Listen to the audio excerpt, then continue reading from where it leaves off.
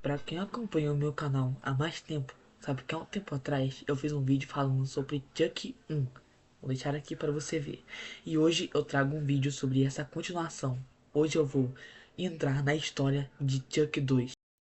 E esse é o filme que consolidou de vez o Chuck como um dos vilões mais icônicos do cinema de terror. Então, pega sua pipoca, apaga a luz e vem comigo, porque essa história é de arrepiar. Vem comigo, fica até o final, deixa o like, se inscreve no canal, ativa o sininho para não perder nenhum de meus sobre livros, filmes, séries, jogos e tudo mais. Então, bora pro vídeo macabro sobre Chuck 2. Para começar, vamos relembrar aqui rapidinho do primeiro filme, né? Tem que lembrar, né? Não tem como. Lá, a gente conhece o pequeno Andy Barclay, um garoto comum que aparentemente só queria ganhar um boneco da moda. Um boneco famoso chamado Good Guy. Só que esse boneco não era nada comum, porque o assassino Charles Lee Ray, também conhecido como Chuck, fez um ritual voodoo antes de morrer e transferiu sua própria alma para o boneco. E o resultado? Um brinquedo fofinho por fora, mas com uma mente de um psicopata por dentro. E o Andy acabou sendo o alvo perfeito, já que Chuck queria usar o corpo dele para voltar a ser um humano e sair do corpo de boneco.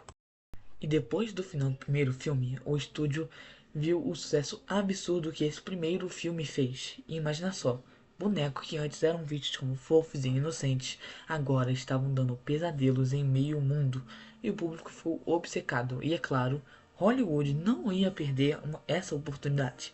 Resultado, a ordem era simples. Bora fazer uma sequência e rápido.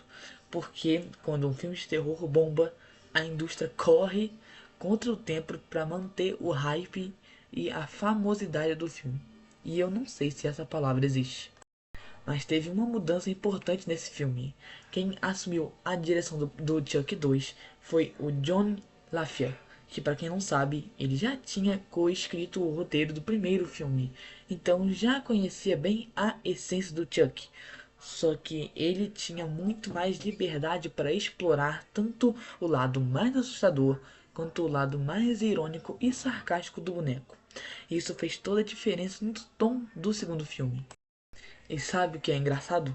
Muita gente acha que a saga era toda planejada, tipo, eles pensaram em uma trilogia desde o começo. Mas não.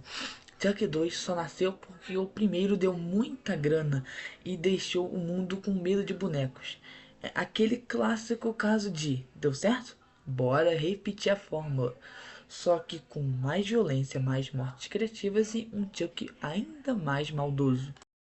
Logo no começo do filme, a gente já percebe que a continuação não quer perder tempo, e a cena inicial já mostra a fábrica de bonecos de Good Guys, aquele lugar que deveria ser super colorido, cheio de brinquedos fofinhos, mas aqui a atmosfera é bem mais sombria, e o estúdio tá basicamente tentando limpar a barra. Eles pegam um boneco que sobrou do primeiro filme e começam a reconstruí-lo, como se fosse só um brinquedo qualquer. E só a gente sabe que é a verdade, né? Não é só um brinquedo, mas sim o Chuck. E quando eles religam aquele boneco com fios, olhos sendo colocados, plástico derretido sendo moldados, mano, já dá aquele arrepio. Porque ali, naquele processo frio e industrial, a alma do Charles desperta de novo. E pronto, Chuck já está de volta. Enquanto isso, o pequeno Andy tá passando por um momento bem difícil. Depois de tudo que aconteceu no primeiro filme, ninguém acredita nele. Porque imagina, você é só uma criança, fala de um boneco que estava possuído por um assassino e meio que só os adultos, só eles só acham que você surtou, né? Surtou. Resultado, o Andy vai parar em um lar adotivo com novos pais que tentam dar um mínimo de normalidade para a vida dele. E aqui já dá pra perceber a mudança de tom. O primeiro filme ainda tinha aquele suspense mais contido, meio investigativo, né? Mas em Chuck 2, o clima é bem mais sombrio e acelerado, desde o início. E a gente já sabe quem é o vilão. E já sabe o perigo e a tensão fica ainda mais em cima de quando e como ele vai atacar de novo. E cá entre nós, essa introdução já manda um recado. Chuck voltou mais perigoso do que nunca e Andy vai ter que enfrentar esse pesadelo outra vez. E no lado adotivo, Andy conhece seus novos pais e também a Kylie, uma adolescente rebelde que mora na casa e que veio meio como uma irmã mais velha para ele. Ela é durona, mas aos poucos cria um laço com o Andy. E é claro, o Chuck nem perde tempo. Ele descobre que o Andy está e dá um jeito de ir para essa nova casa. Uma das partes mais tensas é quando o boneco consegue se infiltrar, sem ninguém perceber. E aqui o filme já trabalha bem naquele suspense clássico. A gente, como público, já sabe que o boneco voltou, mas os adultos continuam cegos. E só isso só aumenta muita tensão, porque a gente fica esperando um momento em que ele vai se revelar de novo. Isso deixa muita tensão porque a gente sabe o que vai acontecer, mas os atores não. Os personagens eles não sabem. E fica tipo assim, nossa, ele vai se revelar, ele vai se revelar. Isso nunca acontece, deixa uma tensão muito boa. E quando o Chuck finalmente chega na casa de Andy, a história começa a acelerar. O objetivo dele é o mesmo. Precisa transferir a alma para o corpo da criança antes que seja tarde. Quanto mais tempo ele passa no corpo daquele boneco, mais humano ele vai ficando, até o ponto de ele não conseguir mais sair daquele corpo de boneco. E isso gera muitas cenas perturbadoras do filme, porque o Chuck não está só atrás do ente para assustar, ele está desesperado. E um vilão desesperado é sempre muito mais perigoso do que um que só quer matar por isso. E o filme já começa a mostrar a violência característica da franquia, mortes brutais, perseguições tensas e o Chuck soltando aquelas frases sarcásticas que viraram meio que uma marca registrada. E dentro do lado adotivo as coisas ficam cada vez mais caóticas. O Chuck, gente, ele vai manipulando situações para que Andy pareça culpado de tudo. Os pais adotivos começam a desconfiar dele, achando que o garoto é problemático.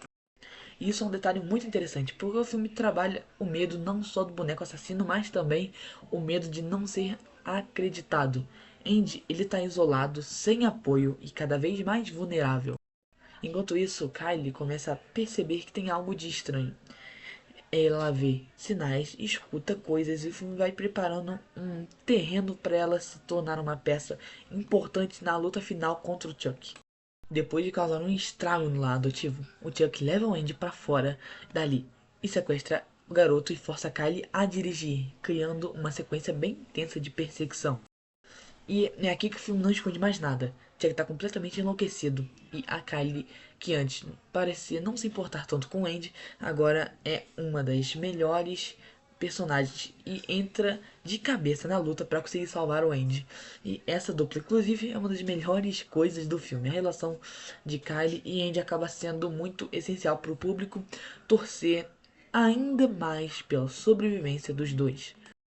E o clímax do filme acontece justamente no lugar onde tudo começou, a fábrica de bonecos Good Guy. É simbólico, porque Chuck nasceu ali como um brinquedo, e agora é ali que ele vai tentar renascer em um corpo humano. A fábrica é um cenário perfeito para o terror. Corredores cheios de bonecos iguais, esteiras rolantes, máquinas gigantes prontas para triturar qualquer coisa. E a luta final é intensa. Chuck persegue Andy e Kylo, mas dessa vez ele não tem vantagem do elemento surpresa. Os dois sabem quem ele é e lutam com todas as suas forças para derrotar ele. E claro, o filme não economiza na criatividade para mostrar o fim do vilão. Chuck é mutilado, esmagado e derretido, e cada vez que parece que ele morreu, ele volta de novo.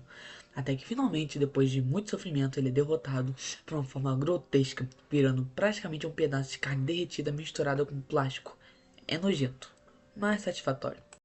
E no final do filme, Andy e Kylo conseguem escapar da fábrica. Eles sobreviveram, mas a vida dos dois nunca mais vai ser a mesma.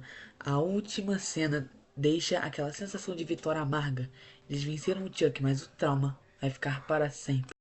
E o mais interessante é que o filme não fecha todas as portas, ou as pontas.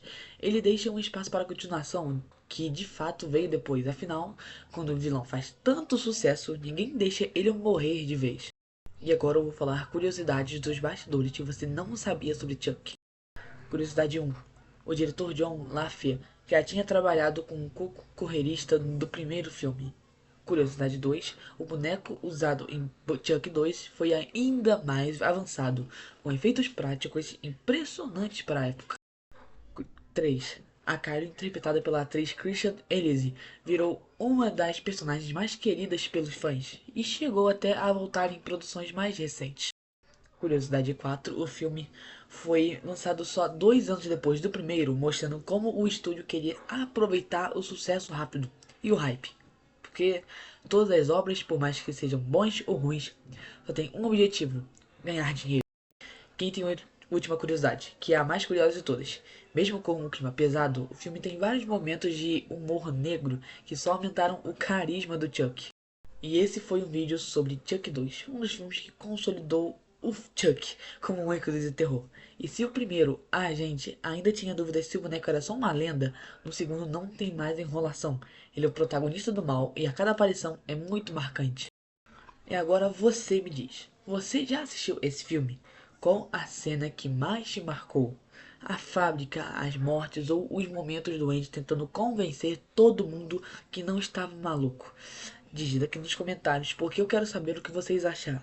Ah, e não esquece de deixar o like, se inscrever no canal e ativar o sininho, porque ainda tem muito filme de terror pra gente relembrar juntos. E também para não perder nenhum vídeo meu sobre livros, filmes, séries, jogos e tudo mais. Então, obrigado por assistir. Eu sou o Jovem Crítico. Valeu. E lembre-se, ele sempre está atrás de você.